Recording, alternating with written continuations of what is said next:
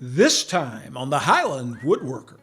I do a lot of traditional furniture. I'll work in different styles, but I lean a lot toward, the traditional lines and craftsmanship. And I make a lot of things that I like, honestly. Master furniture maker Daniel Corban gives us a tour of his exceptional handcrafted pieces, then demonstrates how he gets tiger maple to come alive. Many times you'll need a bar clamp to assist with your project, but what if you still need more reach? Popular Woodworking magazine extends a helpful tip. All of this and more, this time on the Highland Woodworker.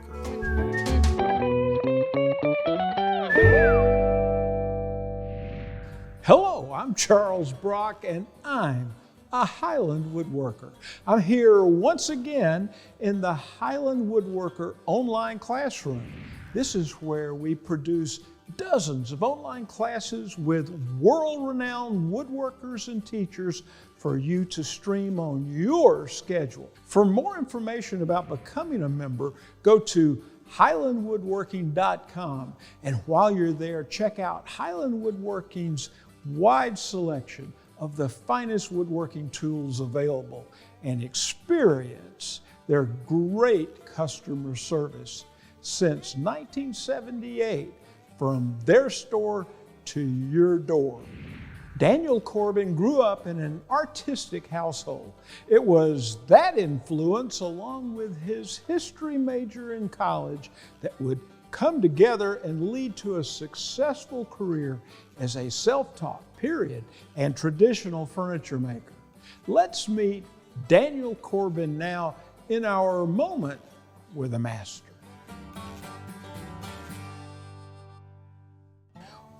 Daniel Corban, I remember the day that I met you. And it's been, at least 5 or 6 years. That is. I was at a festival where they had just a lot of very artsy crafts everywhere.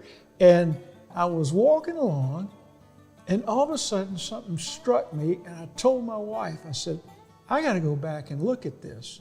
I said, I saw some beautiful furniture that just really surprised me. So I went back and I met you, and I tell you what, it just gets better and better. Looks like you do traditional furniture. I do a lot of traditional furniture. I'll work in different styles, but I lean a lot toward, the traditional lines and craftsmanship. And I make a lot of things that I like, honestly. Well, I understand. And I think both of us, from our conversations, we found out that we like to go to Williamsburg. Mm-hmm. And there is a museum there that influenced you as well as me. Tell everybody about it. Yes, my mother's side of the family had lived in Williamsburg area, and so we made a lot of trips there when I was a child. We'd go in the summers, and I would be bored with it at the time, but somewhere I think it sunk in, there was really good work there. It was all around in the colonial area, in the museum that you spoke of, and the wood shop there is phenomenal. And I think without knowing it, probably gained an appreciation for traditional furniture. And, that came back to be, I think, pretty beneficial later on. So. Sure, yeah. But you're also influenced by, I think, your dad, is that correct? Yes, my father is an artist. He paints, does oil paintings, watercolors, that sort of thing. And so I grew up with an appreciation for handwork and, the time that it takes, and just a real appreciation for art in general. We would make it to different museums, probably just a little more than average. And so I think that influence did come through. What was the first thing that you built, that you went out and showed everybody and said, hey, look, I did this? Probably it would be a shaker end table. It's just a little square end table with tapered legs. I remember that. I saw an article in a magazine and I thought, that's pretty, I could use that. That doesn't look too intimidating. Mm-hmm. So I studied up and I tapered the legs with a jigsaw, which I wouldn't recommend to anybody, but I kind of had the bug. I wanted to build things. Yeah. And so I got them smoothed down to where they were manageable, and made it out of cherry. And I've still got it. It's in my house. It's a little worse for the wear, but this is just some phenomenal work. Now, this piece is not for everybody. No, I would think not. The first one of these I made was a custom order. I had done a show similar to the one where we met, and had a customer that wanted a chair like this to give to her husband as a gift, and I thought, well, they'll want mahogany, would be a traditional choice. And she said, first thing she said, I don't want mahogany. And I said, what do you want? And she said, I like the tiger maple stuff you have. And that piece got a lot of attention, honestly, in the photos and that sort of thing. So I've continued on with those. Tell us about how it's made. It's it's really traditional in most aspects. It's all mortise and tenon joinery, and the seat is a woven rush seat. That was a choice of the client as well. At the time, I didn't like that, and I've really grown to be pretty fond of it, honestly. Well, Daniel, being a woodworker or a furniture maker, I'd like to see how you built it underneath. Let's kind of look at the guts. Absolutely. Here the legs are all attached with mortise and tenon joints, very traditional. Underneath, well, maybe I'm getting ahead of myself, the seat frame is mortise and tenon as well, and that provides the frame for the rush weaving. Does this all sit in there? It does, yes. This is attached with screws there on some corner blocks that I can show you here. Okay. And if we go up here, used some pretty substantial corner blocks. Now this would hold together on its own fine with the mortise and tenon joints. They're, quite substantial, but these corner blocks are measured to the correct depth for the seat. And then that allows me to just drive a screw in to keep the seat in there. These seats don't last forever, so this is easily removed if need be to do any repairs on the rush seat, or if somebody preferred upholstery or something like that, that can be done as well. Right. Well, just beautiful, yes. And so this gives you a little bit of give in the middle too, since your corner blocks are over there. It does, yes. And I've had this chair at some different shows, and people ask to sit in it, and they are surprised at the comfort of that. Yeah, I bet. Well, just beautiful work, Daniel. This really shows the beauty of the wood and your artistry. I mean, thank you. I think this is one of the things that just absolutely caught my eye, is you're able to get it to pop. And just a little later, I think we're going to show how you do that. Yes. But I tell you what, this table, it looks simple in some ways, but it's very complex. So what do you call this table? This is a porringer table, really traditional design. It's not one you see as often anymore. Comes from this corner here, is that correct? That's correct, yes. Yeah, just a beautiful set of lines there to complement the wood and the finish. Tell me about these legs. Yes, the legs are done on a lathe. Of course, they're turned. There is a process that's a little different to doing those. The leg is actually turned offset axis, so it tapers inwards just a little bit. Instead of turning off of true centers, one side is offset from that center, leaving it to go kind of chick, chick, chick, chick as it turns. Is that the idea? Not exactly. It is offset, but when it's offset on the lathe, you still have a straight axis relative to the centers. And so that gives you this pattern, and then your feet are turned on a different axis. I see. Well, this looks like it's kind of tapered away from the corner. Is that right? Yes, it is. It's not a straight line on the legs. They are tapered inward a bit. Mm-hmm. And then, of course, the legs themselves taper. This diameter is smaller than this one, obviously. And this is what gives you your pad foot by having that off axis. Well, that's really beautiful. And it sets off the curly maple just beautifully as it wraps around. Yeah, it makes a really appealing pattern, in my opinion, if you can get that grain to show up correctly. Yeah. Now, you do work in other woods too. I know this has always caught my eye, but tell us about some of the other woods that you use. I use a lot of domestic hardwoods, even some exotics, that sort of thing. Done a lot in natural cherry, dark cherry finishes then as well. A lot of what I made initially was black walnut. I made some pencil post beds that I was really pleased with. Your pencil post beds are beautiful. That was one of the items that caught my eye at that art show. Yes. I'm glad it did, because those are a headache to carry out to an art show. But the pencil post beds are a lot of fun to do. It's get a lot of satisfaction out of that. Now, to turn a pencil post bed post, have you got a long lathe, or you do it in sections, or what do you do? No, my pencil posts are actually octagonal, and so there's no turning on my pencil posts. They have a square base, and then they taper up octagonally, and that's done. So you've got a big taper jig.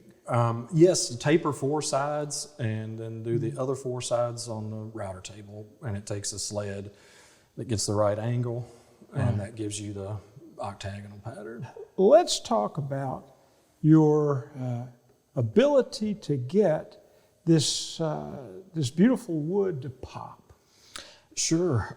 It's not a really complicated process. There are some steps that are take a good amount of care that I use, but I've done a lot of test finishes, a lot of things like that, and this is what I've been happiest with.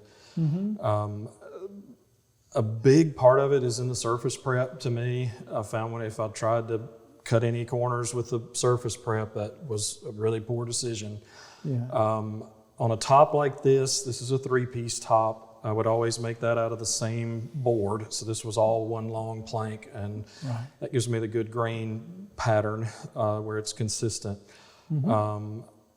Quite often I'll use a skip grit technique.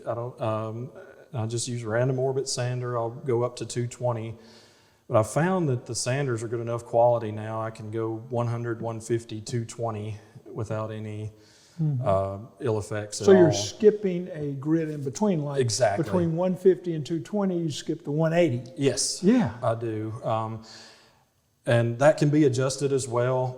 As the color process to this is influenced by how high a grit you go to.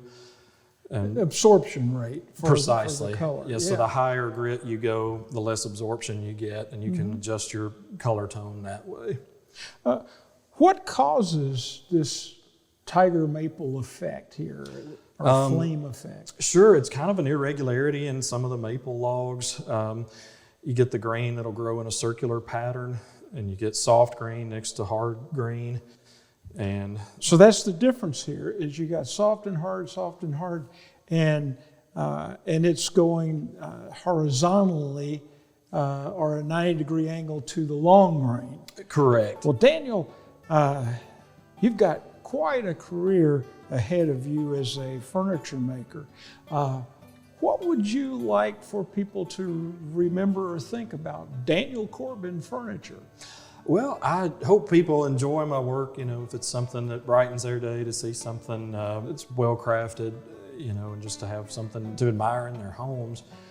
Another part of that would be, I would hope that, my family would enjoy some pieces when I'm gone, that sort of thing. I'm a history major. I enjoy the history of things, and so that sort of thing appeals to me, and I would hope it would to somebody in my family at some point down the road.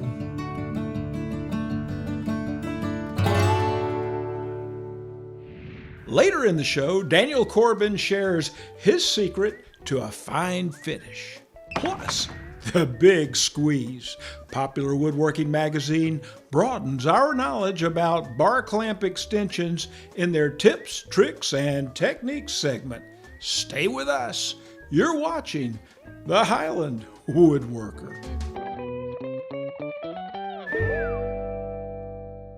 I'm just an average, down-to-earth woodworker. On a scale of 1 to 10, I'm probably about a 5. But one place I score a perfect 10 is right here, and I plan on keeping all 10. That's why I have a saw-stop table saw. And there's more. Plenty of power, superior dust collection, and absolute accuracy. These features have made it the best-selling cabinet saw in America. Let Highland Woodworking help you put a saw-stop in your shop. Whiteside Machine Company has been in business for over 30 years providing customers with quality router bits. Fine Woodworking magazine has declared Whiteside router bits best overall and best value when compared against 17 other brands. No matter the router application, they have the type and profile of carbide router bit you need. When you put a Whiteside router bit to work in your shop, it is guaranteed to make you smile.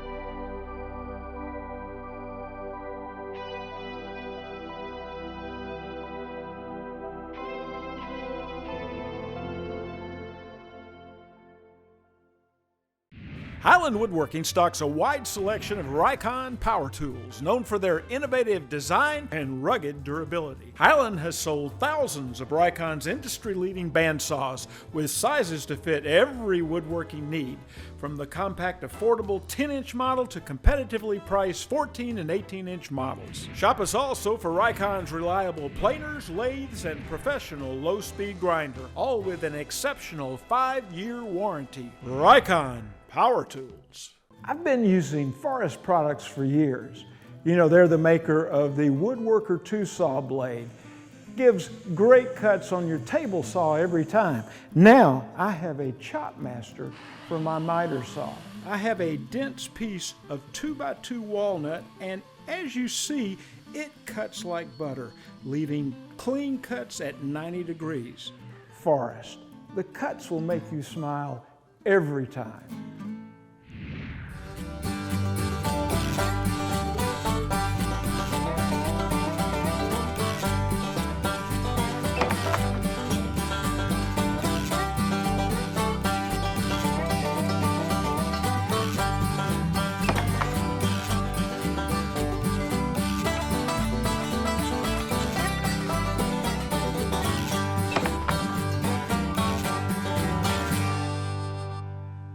We all know that woodworkers' old adage that you can never have too many clamps. But what happens when you need clamps that are bigger than what you have? Well, we have a great reader's tip here that we actually use in our shop here at the magazine quite often. Let me show them to you. So this is a standard size bar clamp. It's about 36 inches long, but when you need to reach a little bit, that's when we have the extendo clamp. This is an add-on to most any bar clamps. What it is a piece of wood, in this case it's hard maple, that is cut to accept an aluminum extension that allows you to make these clamps really whatever size you'd like. The wooden bar is simply notched on the end to create this tenon that fits inside of the clamp. Then on the top side, we have a groove that's cut along the entire length of it. And inside that groove, we have a piece of 1/4 inch thick aluminum. And that aluminum has, for lack of a better term, dados in it every inch that allow you to slide the movable head and lock in place. Now the aluminum is attached to the wooden bar with a couple of countersunk screws about every foot. And then the entire thing is held into the bar clamp with a pair of bolts and nylon lock nuts. And one of the things I really like about this is you can quickly remove it. So if you don't want to store a 7, 8, 10, 12 foot clamp in your shop, you can simply break it apart and store the two halves separately. But when you do need a long clamp, you'll be thankful for this tip to get that extra reach that you need.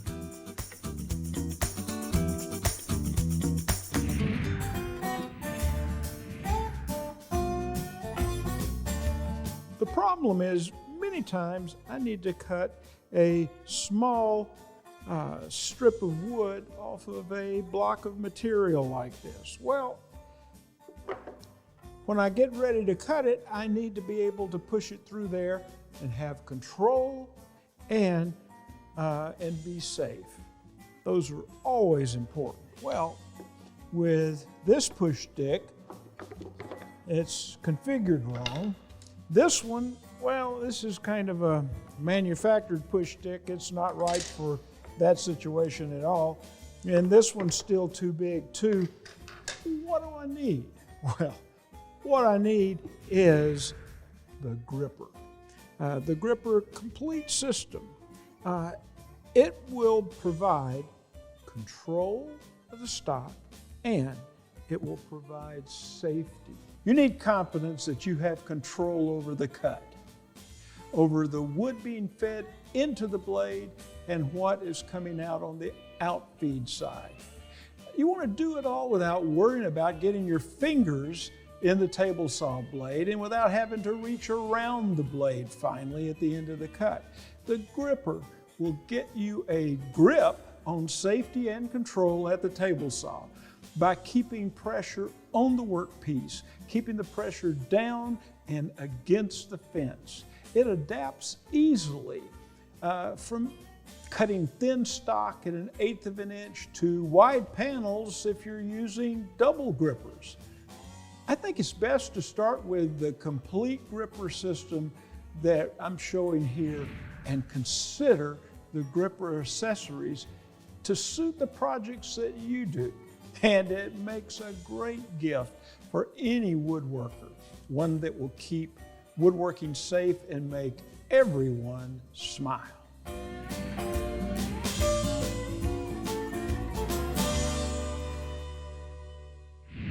Coming up, Daniel Corban's finish to remember. You're watching the Highland Woodworker.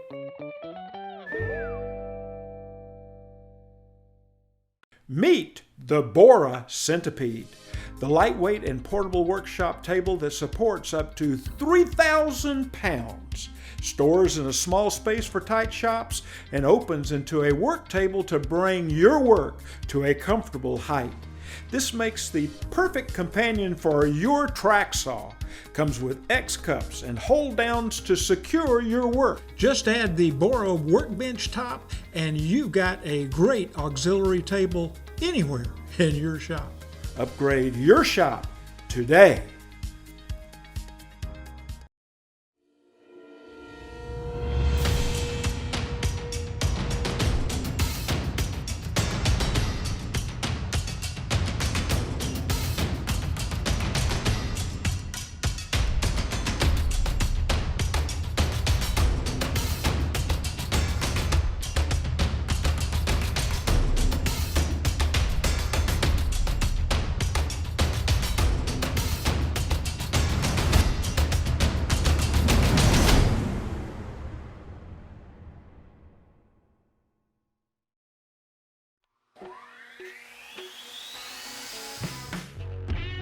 There's 4 words that Lee Tools lives by. 4 words that mean quality joinery to take your projects to the next level. Whether it's dovetails, box joints, or mortise and tenon. And we'll even help you clean up. Those 4 words, better tools, better results.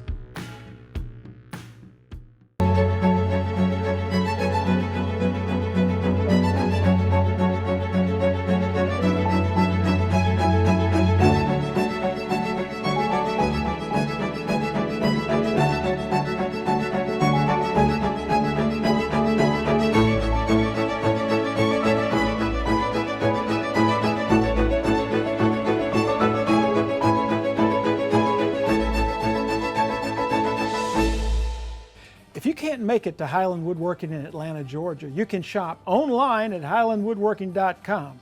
They're great at getting what you want to your shop quick. Let Highland's legendary wood slicer resaw blade help make it easy for you to get great results sawing thick lumber into thinner boards. The wood slicer is designed to cut much faster, smoother, and quieter than ordinary bandsaw blades. You'll be amazed at how smooth a surface you'll get with a wood slicer. Its variable tooth pattern greatly reduces noise and vibration. Order a wood slicer from Highland Woodworking for your bandsaw today.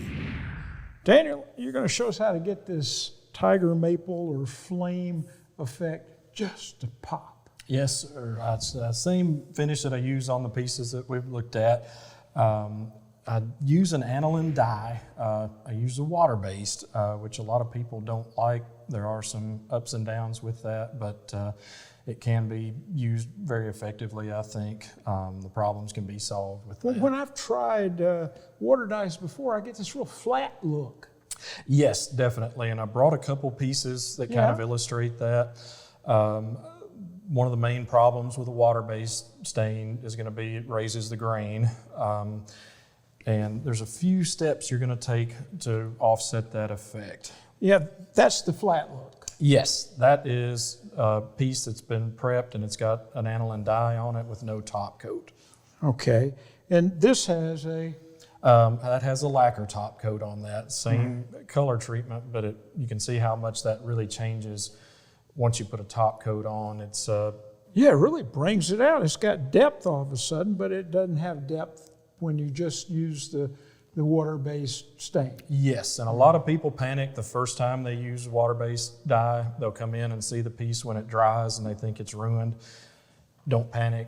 It will come out with the top coat. All right, well, show us your steps here. Sure. I start with surface prep. Sand up to a 220. That gives me the surface I want, and it also gives me the absorption rate that I'm looking for. That can be adjusted to your taste. The aniline dyes are very flexible to use, and part of that is what grit you sand to. You can sand to 150, 180, 220, and it's going to get a little bit lighter as you go. And just the same as you can adjust your color with the aniline dye as you mix it. I see. So I start with a 220 grit surface, and this is really important. It's a very inexpensive step, but it'll save you a lot of headache potentially. I raise the grain on these pieces, and I do that with distilled water. Distilled water has no minerals in it. If you use water out of the tap, you may have minerals. They may react with your wood and you get black spots. All right. Distilled water is $1 a gallon, well worth the trouble. All right, sounds like it. Yes, and typically I'll wet the piece. You're going to feel that, get kind of a fuzzy, rough feel to that after you've raised the grain. There's a lot of things you can do after that. Usually I just use a sanding block like this, and I use a worn piece of 220. If you don't have that, you can go up to a higher grit. You don't want to be very aggressive with that, and you're just going to go with the grain until you get back to that smooth feel. I see. And you'll be able to feel that. It's not a sight thing. You don't want to overdo that because you can cut down to new grain, and you're going to re-raise the grain when you apply the dye. So you can go too far. I think that's a problem I've had before. Yes, it is. It does take a little getting used to. Once you get down to a good, really smooth feel, it takes a very light touch is all that's necessary. All right. I use an aniline dye. It's just a powdered form. A lot of them can be used with alcohol or water. In my experience, I've had better luck with water getting the color that I want. The alcohol might not raise the grain as badly, but I have not been able to achieve the color that I want with the alcohol-based dyes. That's a matter of personal preference. If you can get one that works with alcohol dye, I would encourage you to do so. And you can also use a liquid, and I think today you had a little bit of a liquid dye that we used. Yes, there are liquid options that dissolve in water or alcohol. Most of the time I use the powdered dyes, and you can mix colors very effectively. Sure. This is a mix. Use different ratios and strengths. I'd highly encourage people to do test pieces. It will save you a ton of headache later. Yeah, especially for a customer. Certainly, Yes. certainly. One last point also, the aniline dyes are not quite as light fast as some stains. I generally use a lacquer that has a UV protectant in that. So that's where you get your protection. Yes. Yeah, all right. The That's dye smart. provides absolutely no sealing properties or protection at all.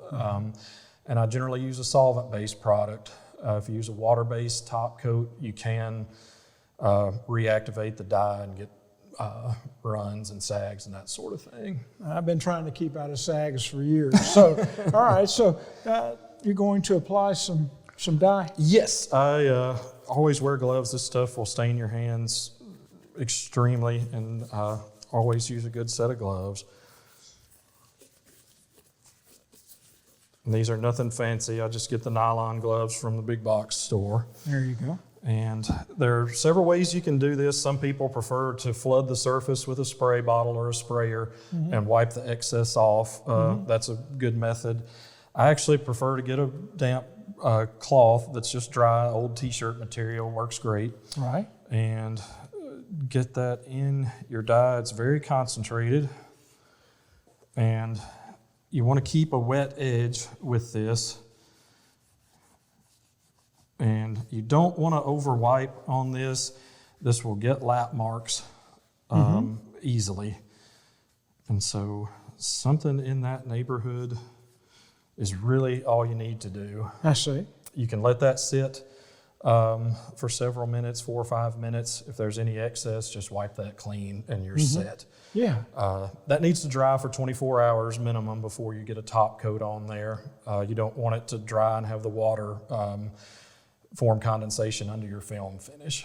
That can ruin a finish. Yeah. Fast forward to tomorrow. All right, here we are. Yes. Saw the sun go down, it came back up, and so now. This is going to dry to be similar to this. Okay. Now, we did raise our grain previously. It's going to raise it a bit again, no matter how good you are. I use the same Warren 220 block. Warren 220. Warren, yes. Okay. I've found even using a really high grit that's a fresh piece, it cuts through to your wood, and that's really hard to repair with dye. It's not too forgiving. Yeah. And so you can go over that just very gently, and just the weight of the block is almost enough to take the fuzz off. And again, you'll be able to feel that difference when you get to the point. It'll be fairly obvious. Wow. All right. And also illustrated on this piece, the nature of the wood matters a lot, how absorbent it is. When you're doing a table edge that has your exposed end grain, you want to sand that to 1 grit higher than you did your surface. I see, because the absorption rate is different on end grain than, And I prepared this piece to intentionally try to show how much darker that is. These are sanded to the same grit, but you have a pretty noticeable contrast between the top and the side. So if you go up 1 more grit, you're going to blend in much better with an aniline dye. All right, wonderful. Wonderful information. And then from there, in your process, after sanding to gently with 220, yes, then you use a lacquer finish. Yes, I've used lacquer for several reasons. I use a pre-catalyzed lacquer, which is a little tougher than some of the old school lacquers. It has an acid catalyst. It bonds really hard. I've found there's less trouble with putting a drink on that accidentally overnight. Typically that doesn't leave a ring. It's resistant to chemicals, that sort of thing, to a pretty good level. And one thing I really like about that, I can finish a project in 1 day. Those coats dry within about a half an hour, so I can spray 6 coats in 1 day pretty easily. So that allows me to do both sides of a tabletop. I'll do 3 and 3. That's about all that takes. And then let that cure out and it's ready to go. Well, I'll tell you what, I'm excited to know about this, and I can't wait to put this to use. Fantastic. I'll be playing a beautiful mandolin with that look. Thank you so much, Daniel Corban. Thank you. It's a pleasure. It's a pleasure, yeah. Improve your woodworking experience. Sign up for Wood News Online. a monthly newsletter showcasing the latest news, tips, and classes Highland Woodworking has to offer. By signing up, you'll receive the latest episode of the Highland Woodworker, special store promotions, and Wood News Online delivered straight to your inbox. Sign up today. Well, that's all the time we have for this episode of the Highland Woodworker. Be sure to check us out on social media, and until next time, I'm Charles Brock, and I'm a Highland Woodworker.